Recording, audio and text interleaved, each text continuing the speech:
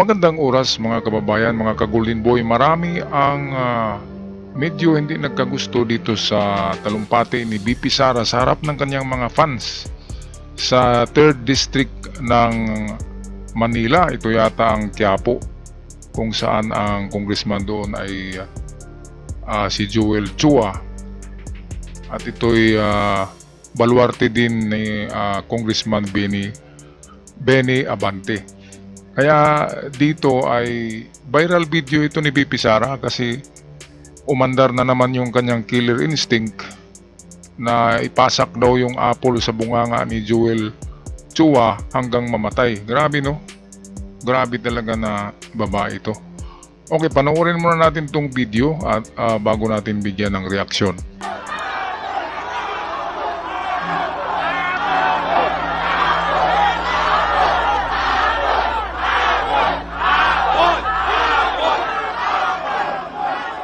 Sabi ng isang kaibigan ko na tiga Cebu, na kaibigan din niya. Sabi niya, pare, bakit mo naman ginaganyan si Sara? Wala naman niyang ginawa sa iyo. Sinisira mo ang pangalan.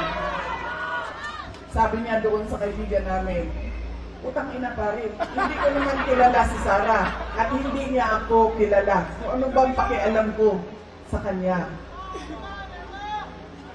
Utang ina rin. Utang ina rin. Nandito ako ngayon sa distrito niya.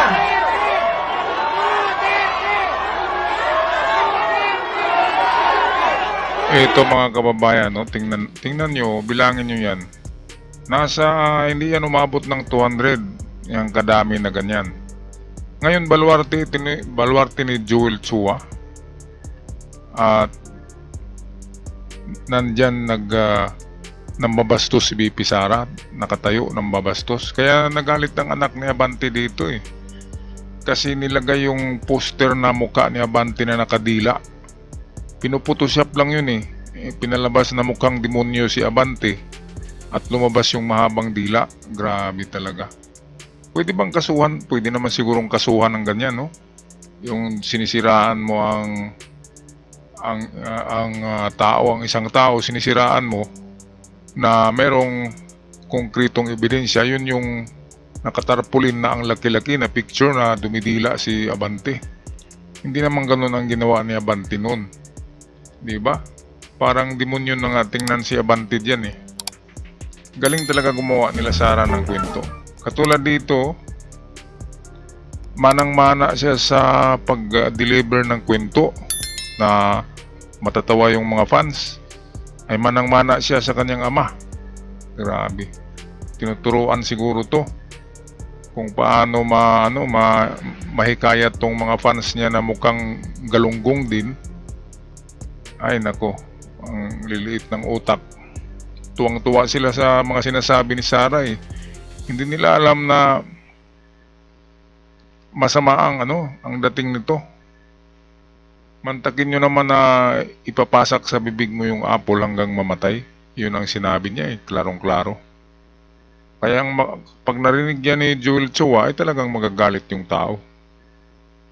Meron bang nagsabi kay BP Sara na ganyan na ipapasak yung apple sa bibig niya hanggang mamatay? Wala naman, di ba?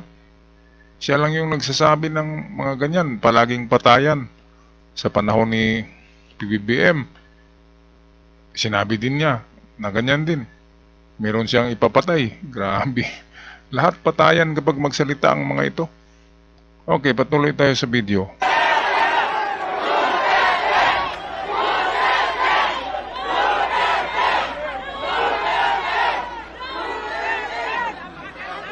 Nagpapakilala ako sa inyong lahat. Ako, si Sara Duterte. Kaya ko makipag-away sa kanal. Ito ang pinagagrabe na na sinabi niya, kanal. Bakit magipag-away ka sa kanal?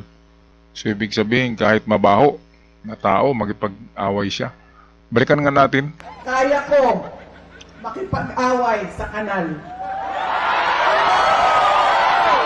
Ayan, so tuwang-tuwa na naman ng kanyang mga lipuris na mukhang mga galunggong din.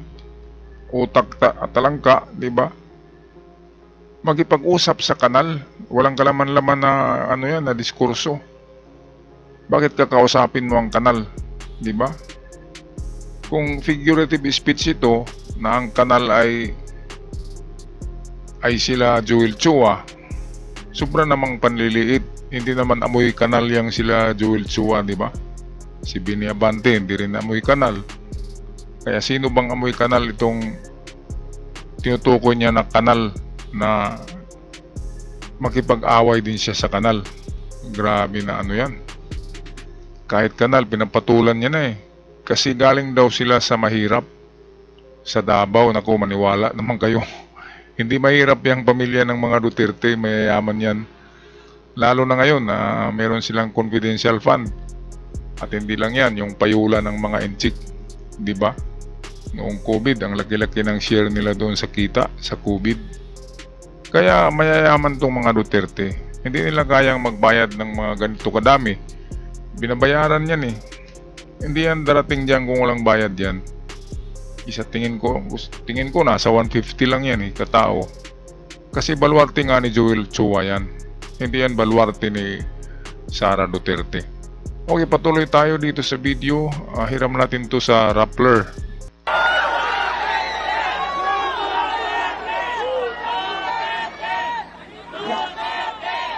Kami, kung saan kami galing, doon sa Mindanao. Sanay kami sa wala.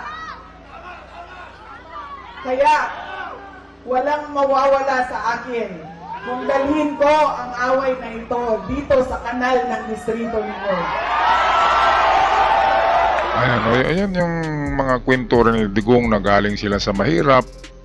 Kaya pasok na pasok sila sa mahirap. Kaya yung mga taga-squatter ay paborito sila. Ibubuto sila kasi ganun ang kinikwento nila na galing daw sa mahirap. Actually, galing yan sa mga asindero. Mayayaman yan, yung mga Duterte. Hindi yan makapagkandidato kung hindi yan mayaman. Kaya hindi totoo yung mga sinasabi niya na galing siya sa mahirap, sa putik, sa mabaho na kanal, kaya niyang magpag-away sa kanal. Isubukan niya magpag-away sa kanal yan, ang baho-baho, di ba? Kung kaya niya.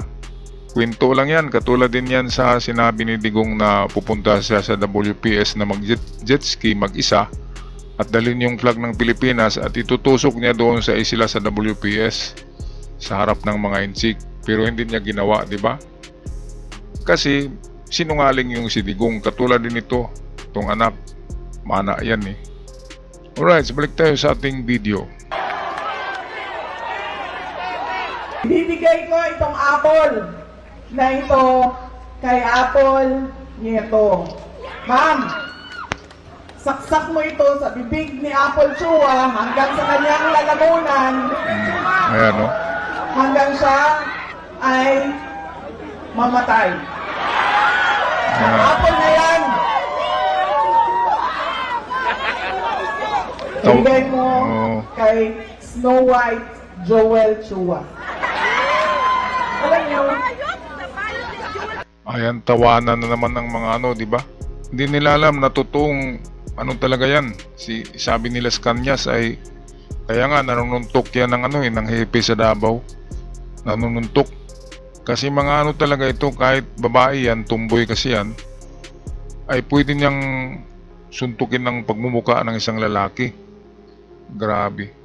Kaya yung description niya na ipapasak yung apple sa bunganga hanggang sa lalamunan hanggang mamatay ay pwedeng gawin niya sa totoong buhayan. Kasi ganyan ang pag-iisip nila. Siya nga yung Queen of Tukhang. Kaya siya ang isusunod kay Digong. Dahil mayor siya noong kapanahonan ng Tukhang sa Davao. Alright, so ito'y viral video kasi ito. Kaya nag-react ako dito.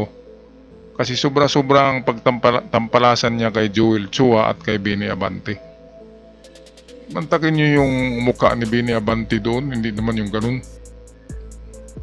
Puti na ang buhok, manipis na tumatayo, and then nandilat ang mata, payat, tapos yung dila mahaba parang si Satanas. Sungay na lang ang kulang, kaya Grabe na ano yan. Bakit walang nagkakaso dito? Dapat kinakasuhan yan. Ngayon, meron naman silang iniimbento na document, na leak document daw na pabagsakin ng mga Duterte. Kahit na walang magpabagsak sa inyo, talagang babagsak na kayo eh. Kasi ang sama ng pamamahala, walang ginagawa, di ba? Aksaya ng pera ng bayan. Kaya babagsak talaga tong mga Duterte kahit na walang magpabagsak diyan. Kasi alam na ng taong bayan ang mga kalidad ng mga yan. Alright, balik tayo sa ating video courtesy ng Rappler.com. Di ba si Snow White kumain ng apple, tapos nabilaukan. Apple yan. Bigay mo yan sa kanya, paksak mo yan doon sa bibig niya.